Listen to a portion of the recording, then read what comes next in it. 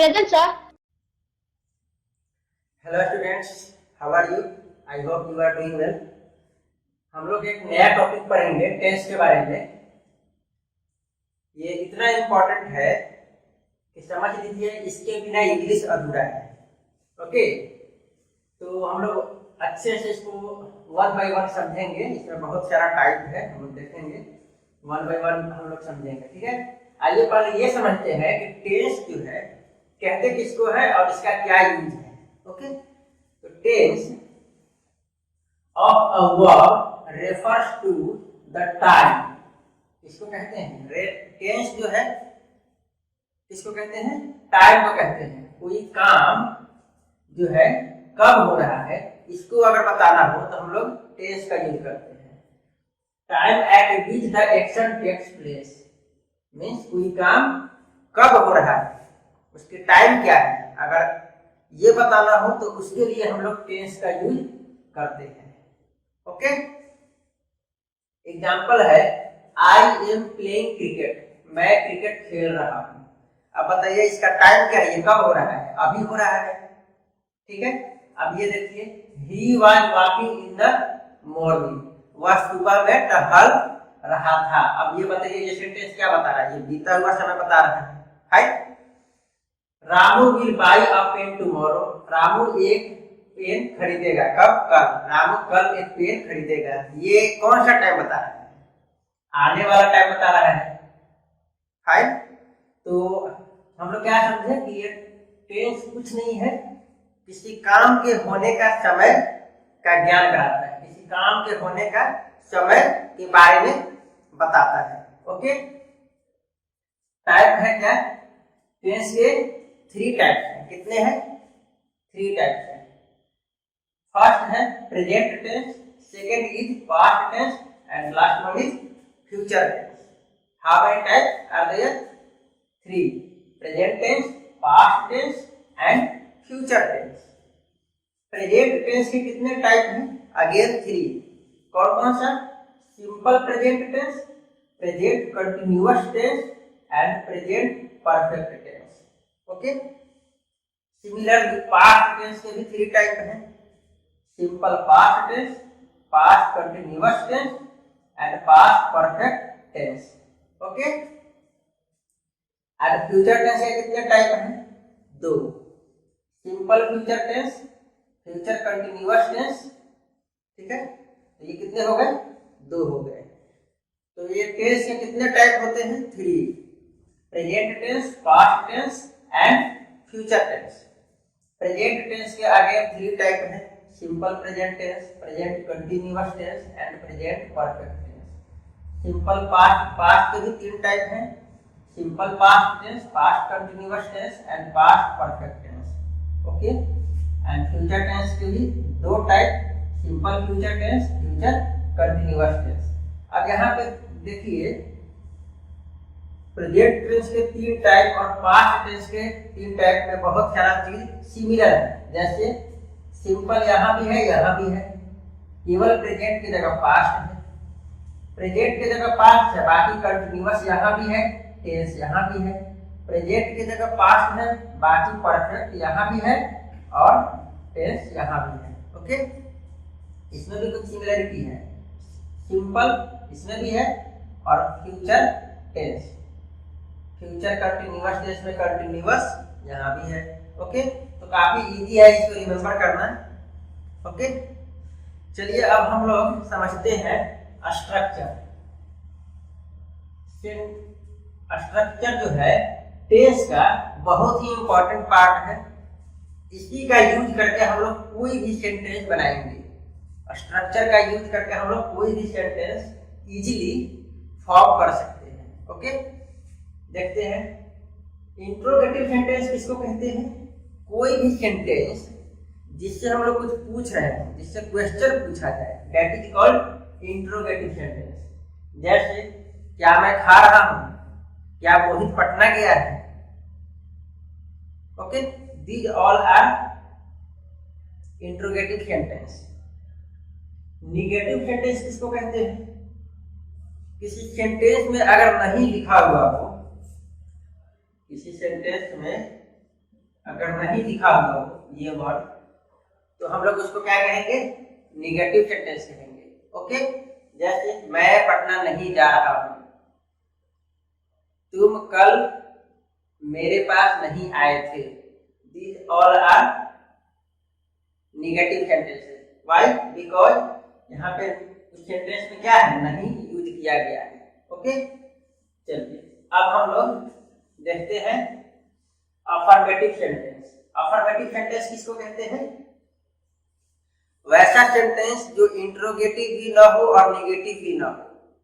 Interrogative भी नहीं होना चाहिए और निगेटिव भी नहीं होना चाहिए, तो वैसे सेंटेंस को हम लोग क्या कहेंगे, अफर्मेटिव सेंटेंस। जैसे मैं पटना जा रहा हूं, ना तो इसमें क्वेश्चन पूछा जा रहा है, ना ही इसमें नहीं लिखा हुआ है, तो ये क्या हो गया, अफर्मेटिव सेंटेंस। ठीक है,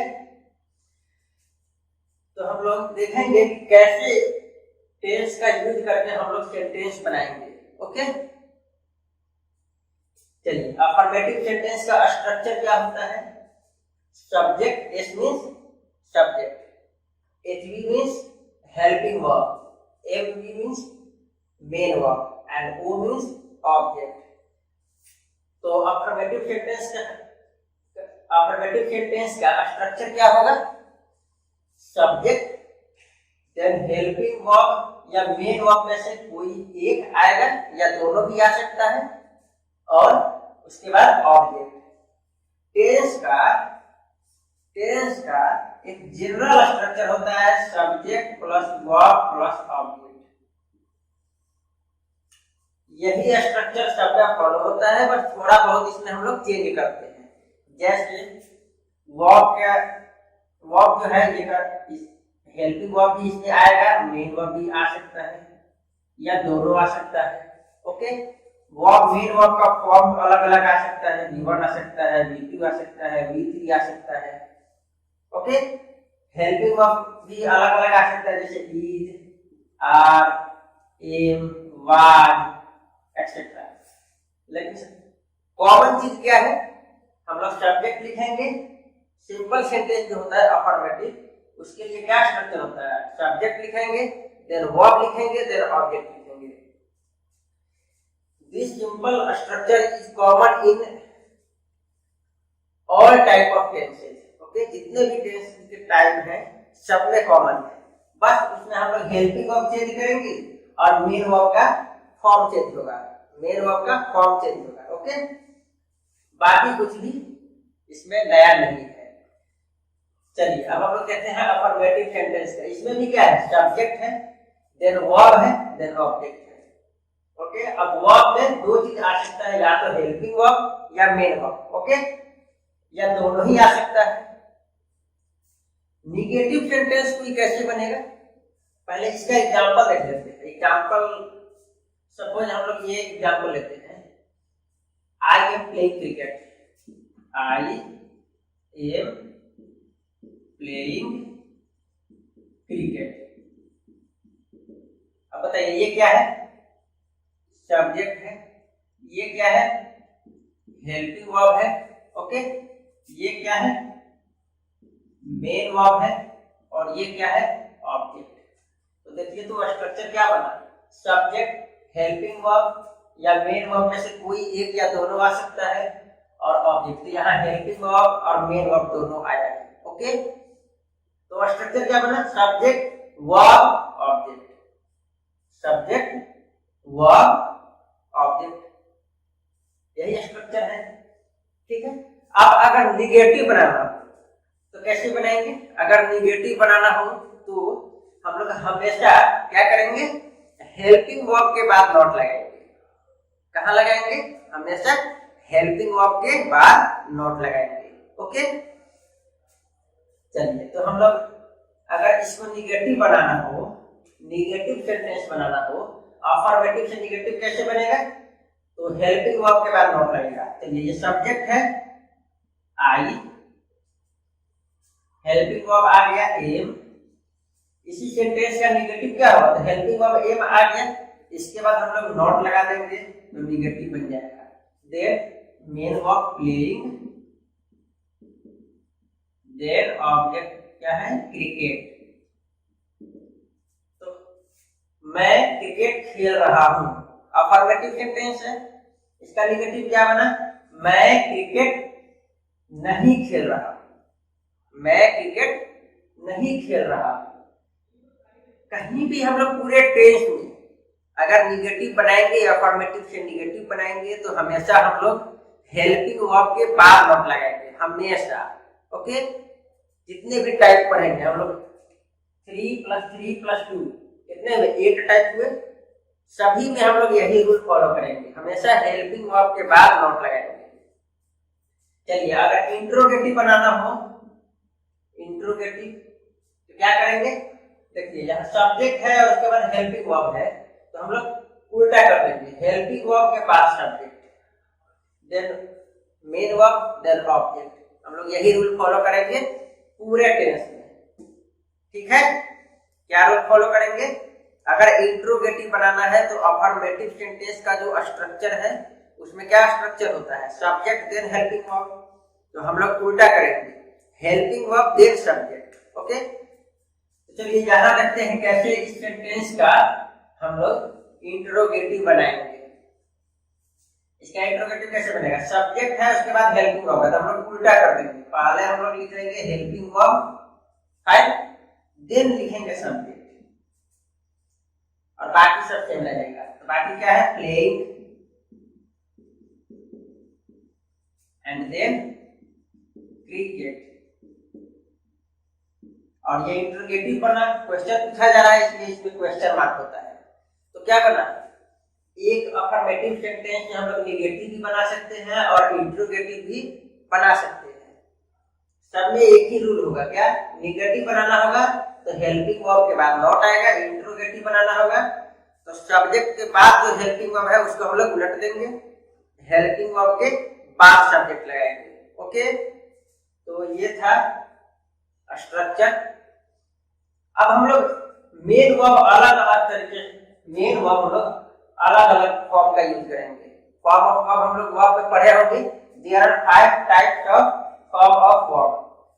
फर्स्ट को कहते हैं V1, सेकंड वाले को V2, V3, V4 and V5। Okay, example देख लेते हैं, जैसे गो है, ओरिजिनल फॉर्म को फर्स्ट फॉर्म कहते हैं गो, सेकंड क्या होता है इसका, second form of verb went, तीसरा क्या होता है God, fourth going, fifth goes. Okay, play का देखते हैं, play, played, played, playing, played. अब देखते हैं कम, कम यहाँ ए आ जाता है, यहाँ पे ए आ जाता है, केम, कम, केम, अगेन कम, अगेन यहाँ पे कम आ गया है। Okay, coming, then comes. ऐसे ही बहुत जितने भी वर्ब होते हैं सबका कुछ इसी टाइप का फॉर्म होता है। हम लोग अलग अलग वर्ब के लिए अलग अलग फॉर्म का यूज हम लोग मेन वर्ब में करेंगे। ओके, मेन वर्ब में अलग अलग फॉर्म यूज करेंगे। कुछ चीज कॉमन होती है, जैसे ये चौथा फॉर्म जो है, देखिए हमेशा इसमें आईएनजी लगा होगा, आईएनजी, आईएनजी, आईएनजी। ओके, पांचवा फॉर्म जो है हमेशा इसमें एस या ईएस में से कोई एक लगा होगा। देखिए गो, गो है यहाँ पे, तो यहाँ पे गो, और देखिए यहाँ ईएस लगा हुआ है। ओके, अब देखिए प्ले, प्ले है तो देखिए यहाँ पे प्ले और उसके बाद एस लगा हुआ है। ओके, देखिए कब है, कब फर्स्ट फॉर्म, तो देखिए कब और उसके बाद एस लगा हुआ है। तो हम लोग क्या समझे, फर्स्ट फॉर्म में अगर कोई भी वर्ब उसको फोर्थ फॉर्म बनाना हो तो उसमें बस हम लोग आईएनजी ऐड करते हैं, और अगर पांचवा फॉर्म बनाना हो तो हम लोग एस या एस ऐड करते हैं। फाइन, तो ये आप हम लोग वर्ब चैप्टर में देखे होंगे, ये वर्ब चैप्टर में आप लोग पढ़े होंगे अच्छे से, ठीक है।